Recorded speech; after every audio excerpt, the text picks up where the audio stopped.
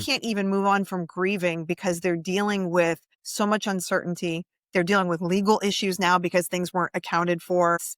The sheer breadth of what it is that when you leave behind, when you are no longer here, I don't think people appreciate because we don't, right? We're told, oh, we shouldn't talk about death. We shouldn't talk about politics. We shouldn't talk about sex. We shouldn't talk about finances. Well, okay, what are we going to talk about? And the thing is, the more we don't talk about it, right? It doesn't make it go away. It just leaves your loved ones and your business hurting, quite literally, whether it's financially hurting, emotionally hurting. Like I said at the beginning, I try to figure out which story to pick from. I have way too many. I shouldn't have that many stories to be able to go, which one goes first? So we'll start with one of my friends had been married 40 plus years and the husband was very sick and had gone through multiple surgeries at this point for organ replacement. So this would not be a surprise situation, that there could be a very real possibility that the organ is not going to take the second time because it didn't take the first time, and we should have that conversation. They did not have the conversation. He refused. And when he eventually passed, we literally it is now almost 3 years later, and we are still finding things that she's having to deal with.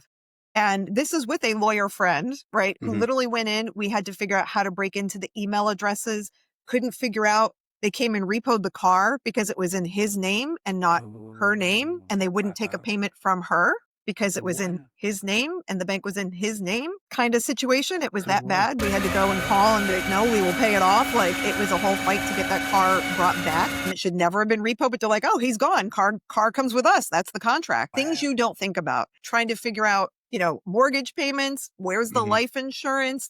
All of those types of things. And again, even the digital assets that you alluded to, we had to go in and hope that there were some passwords that were still saved in a browser somewhere or on a spreadsheet, because we're talking someone of an older generation who didn't do a password protector and trying to hack the spreadsheet and find the piece and the whatever. And it was literally, it's been 3 years. And I think we finally got the last of it.